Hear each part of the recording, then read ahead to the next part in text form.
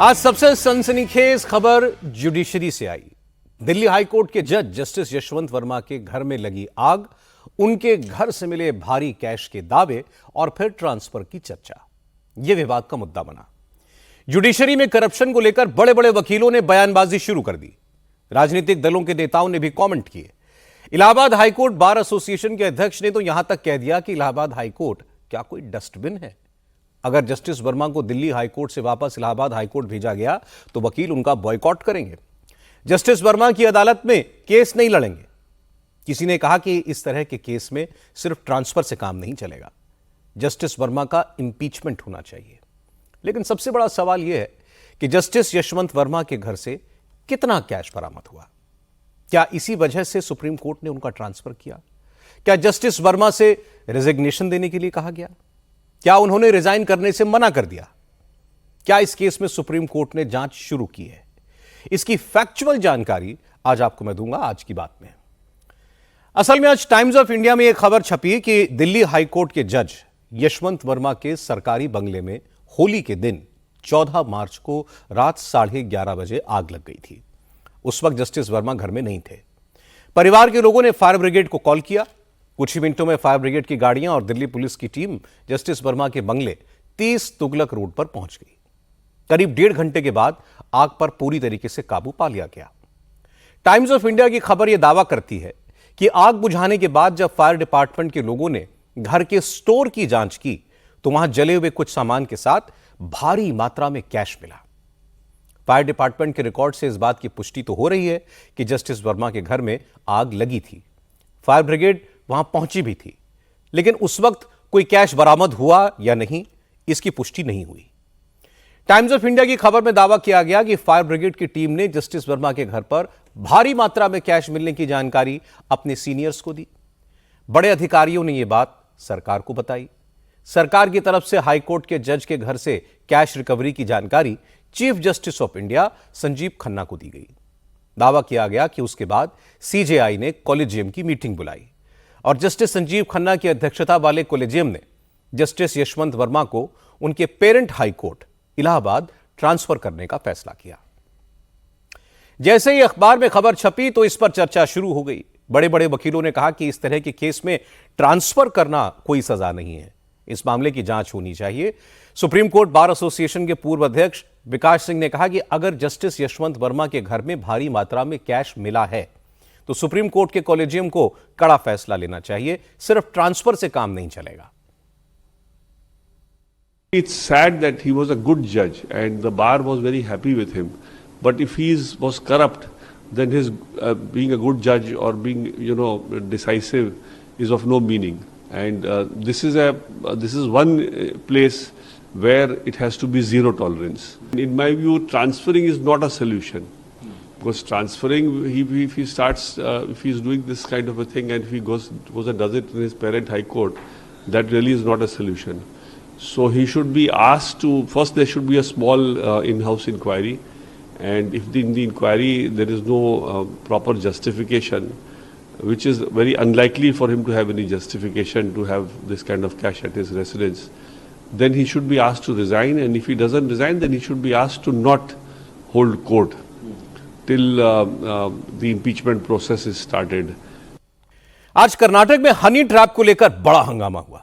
कर्नाटक के सहकारिता मंत्री के.एन. राजन्ना ने विधानसभा में खुलासा किया कि उनको हनी ट्रैप में फंसाने की कोशिश की गई। राजन्ना ने दावा किया कि राज्य के कुछ नेशनल लीडर समेत कम से कम 48 नेताओं को हनी ट्रैप में फंसाया गया। सहकारिता मंत्री के दावे को बीजेपी के विधायकों ने सपोर्ट किया। बीजेपी के विधायक बसनगौड़ा पाटिल यत्नाल ने कहा कि उन्हें भी फंसाने की कोशिश हुई।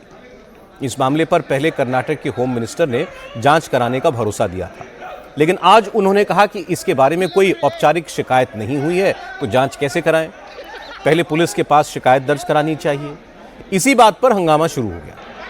विपक्ष ने कांग्रेस सरकार पर हनी ट्रैप घोटाले का इल्जाम लगाया। सदन में जबरदस्त शोर शराबा हुआ और इसके बाद बीजेपी के 18 विधायकों को 6 महीने के लिए विधानसभा से सस्पेंड कर दिया गया। बीजेपी के विधायकों पर आरोप है कि उन्होंने चेयर का अपमान किया, स्पीकर की बेइज्जती की, स्पीकर की टेबल पर चढ़ गए, कागज फाड़े।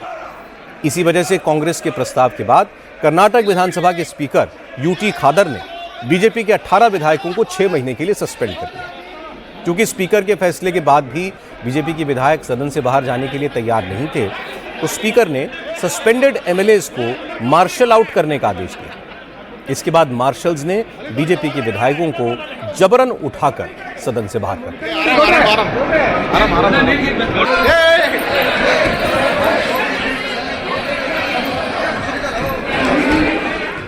कर्नाटक बीजेपी के अध्यक्ष बीवाई विजेंद्र ने पार्टी विधायकों के सस्पेंशन को लोकतंत्र के लिए काला दिन करार दिया। विजेंद्र ने कहा कि स्पीकर तो सारे विधायकों के गार्जियन हैं, उनको सारे विधायकों को संरक्षण देना चाहिए था, लेकिन स्पीकर ने सरकार के बचाव में विपक्ष के 18 विधायकों को सस्पेंड किया। काला दिन है। हम लोग मांग कर रहे थे जो सत्ता पे सीनियर एमएलए और सीनियर मिनिस्टर जो हनी ट्रैप के मामले में विक्टिम थे, वो खुद जांच मांग कर रहे थे। हमने सोच रहा था कि मुख्यमंत्री जी खुद बयान देंगे, मुख्यमंत्री जी इस विषय को बहुत गंभीरता से लेंगे। हमने सोच रहे थे कि मुख्यमंत्री जी खुद जांच के लिए ऑर्डर करेंगे, लेकिन ऐसा हुआ नहीं है। बहुत अफसोस की बात है, जो स्पीकर सभी एमएलए का मिनिस्टर का प्रोटेक्शन देना चाहिए था, वो खुद वो संविधान के विरुद्ध वो ऐसा डिसीजन लिया है। जो फैसला है हमारा भाजपा का 18 एमएलए को सस्पेंड करना, वो ठीक नहीं है, पूरा गलत है। ये काले मिनिस्टर का सवाल नहीं है, ये पूरा 224 एमएलए का इज्जत का सवाल है। सरकार का कर्तव्य बनता है इस मुद्दा को सीरियसली लेना चाहिए था, लेकिन ऐसा हुआ नहीं है। अब बात करते हैं बिहार की। बिहार में मुख्यमंत्री नीतीश कुमार के कारनामे से एक बार फिर जेडीयू और बीजेपी के नेताओं की मुसीबतें बढ़ गईं।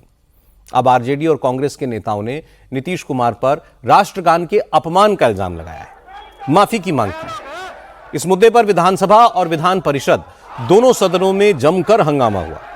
आरजेडी ने नीतीश कुमार के खिलाफ सदन के अंदर, सदन के बाहर जोरदार नारेबाजी की। राबड़ी देवी, तेजस्वी यादव और आरजेडी के तमाम नेताओं ने कहा कि नीतीश कुमार ने राष्ट्रगान का अपमान करके जो गलती की है, उसके लिए उन्हें देश से माफी मांगनी चाहिए।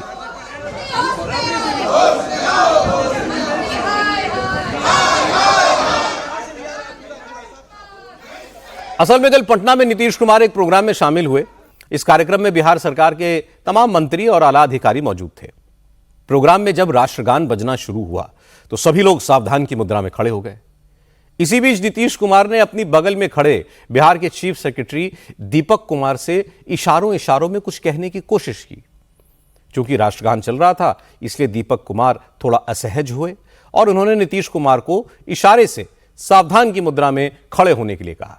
लेकिन नीतीश कुमार रुके नहीं, कुछ बोलते रहे। इसके बाद उन्होंने सामने खड़े किसी व्यक्ति को हाथ जोड़कर नमस्ते भी की। फिर चीफ सेक्रेटरी का हाथ पकड़ने की कोशिश की। हालांकि दीपक कुमार ने नीतीश का हाथ नीचे करके उन्हें रोकने का प्रयास किया, लेकिन नीतीश की सारी हरकत कैमरे में कैद हो गई और इस वीडियो को आरजेडी ने एक बड़ा इशू बना दिया। तेजस्वी यादव ने वीडियो ट्विटर पर पोस्ट करके लिखा कि मुख्यमंत्री आए दिन नौजवानों, महिलाओं और बुजुर्गों का अपमान करते हैं, लेकिन कम से कम राष्ट्रगान का तो अपमान न करें। इसके बाद तेजस्वी यादव ने सदन के अंदर भी यह मुद्दा उठाया और एडजर्नमेंट मोशन पेश करके इस पर चर्चा की डिमांड की, लेकिन स्पीकर ने परमिशन नहीं दी तो विपक्षी दलों के मेंबर्स ने हंगामा शुरू कर दिया। इसके बाद तेजस्वी सदन से बाहर आए और कहा कि नीतीश कुमार ने राष्ट्रगान का अपमान करके पूरे बिहार को शर्मसार किया है। वो आए दिन ऐसी हरकतें करते हैं। इसका मतलब यह है कि उनकी मानसिक हालत सही नहीं है, इसलिए अब उन्हें रिटायर हो जाना चाहिए।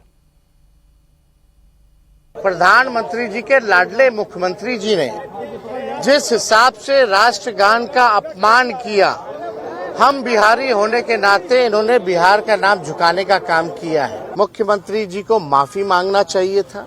और जो लाडले मुख्यमंत्री कहते हैं हमारे प्रधानमंत्री जी काहे चुप है?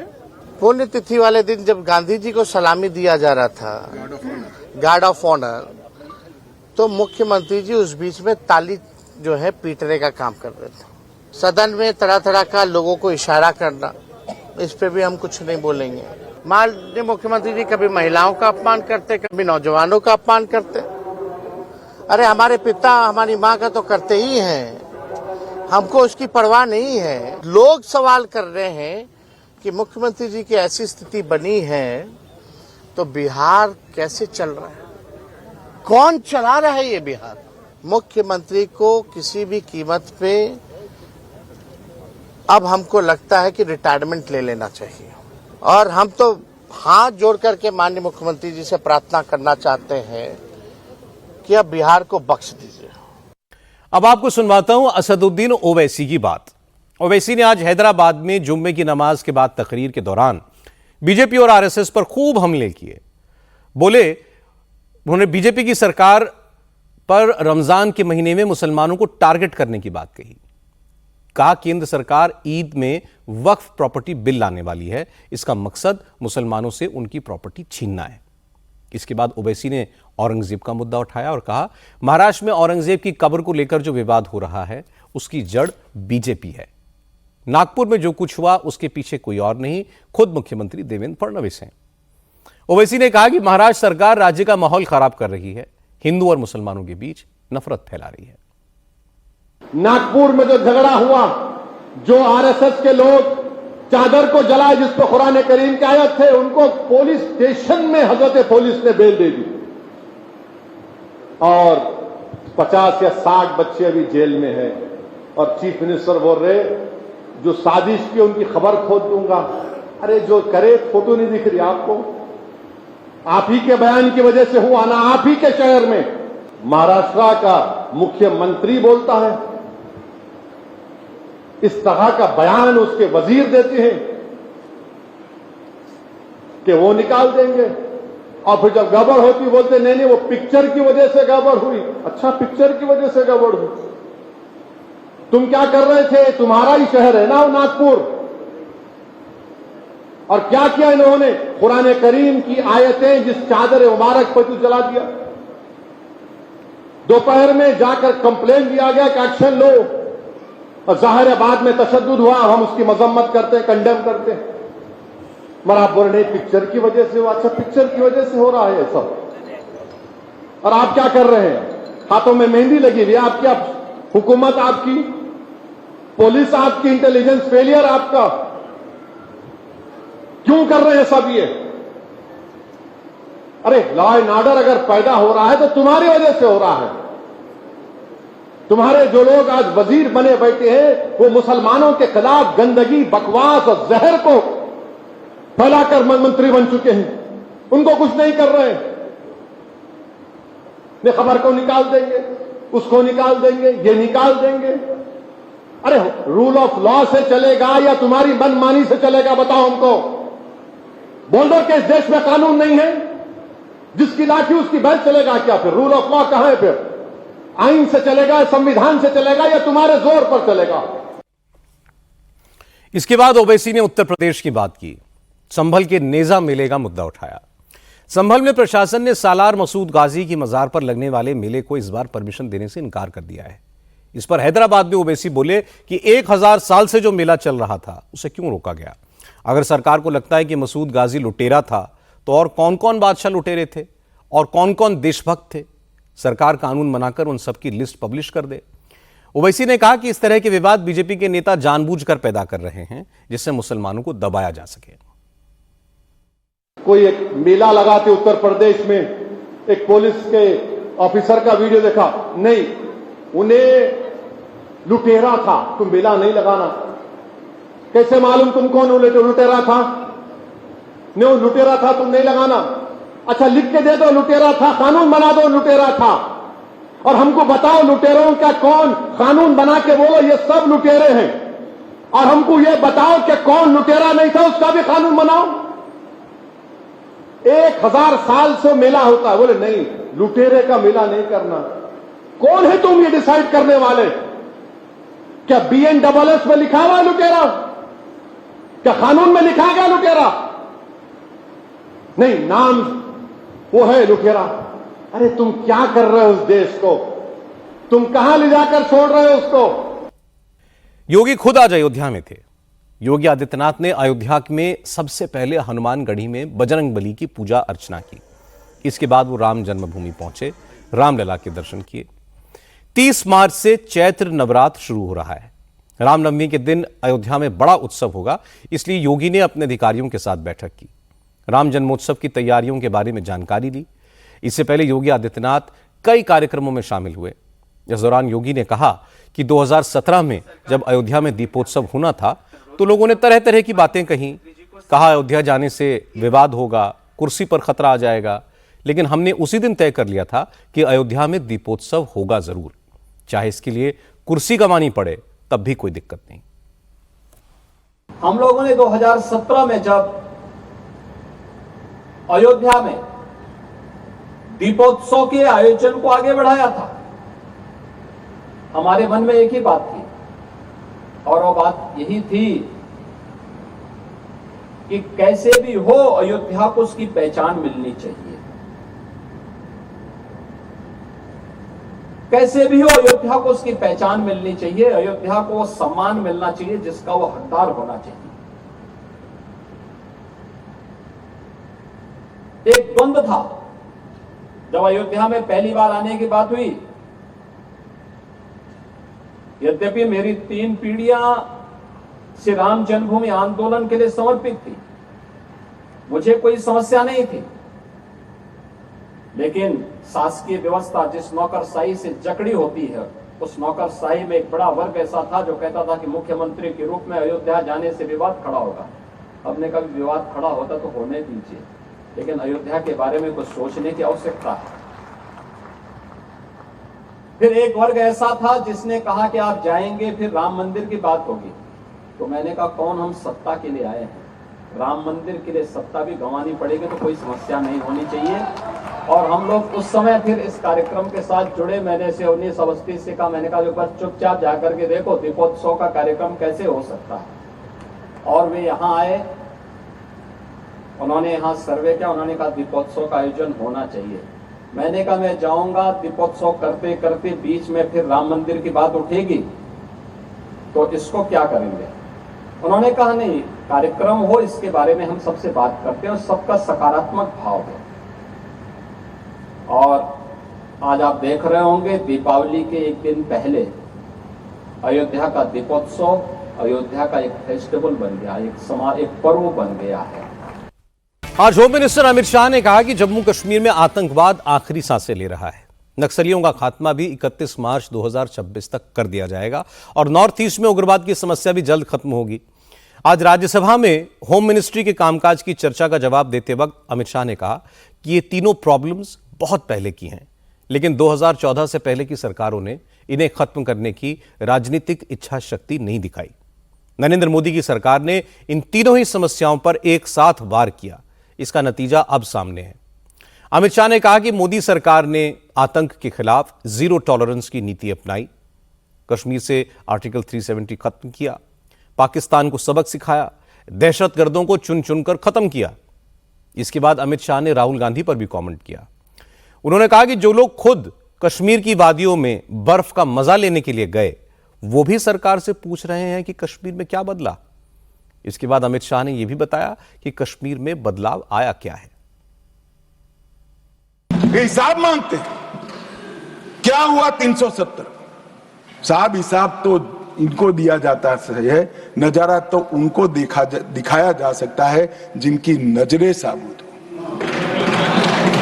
जो काला चश्मा पहनकर आंखें मूंद कर बैठते हैं उसको विकास नहीं दिखा सकते। किसी सदस्य ने ठीक ही कहा था, पैदल यात्रा निकाली, कश्मीर तक गए, अपने कार्यकर्ताओं के साथ बर्फ की होली भी खेले और कहे कि मुझे दूर से आतंकवादी दिखाई पड़ा था।